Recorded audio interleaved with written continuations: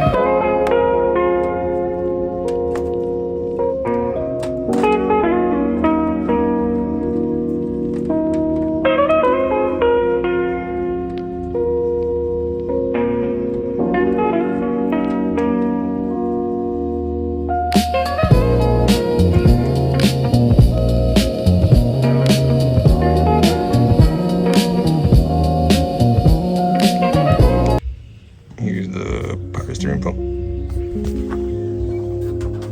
Got this is the low pressure, the high pressure line. Low pressure doesn't really need high incident or anything. It should be fine. It should work pretty good. Here's the switch. There you go. Okay, this one goes to battery and the ground. Ground right here, and this wire is green. Yellow and gray one go to 12 volt. Power key on. Power in the relay. Run to one wire the harness only. Looks pretty good. It's pretty loud when you turn it on, so it makes a lot of noise. I was just a bit quieter, but oh well. It feels pretty good when you drive though, so that's a good thing. So yeah, here's the fuel pump. Welcome back, guys. As you can see, we're done with my power steering. No more leaks. It works pretty good. It's super loud, but it works. And yeah, remember, keep on watching, and see you guys in the next video.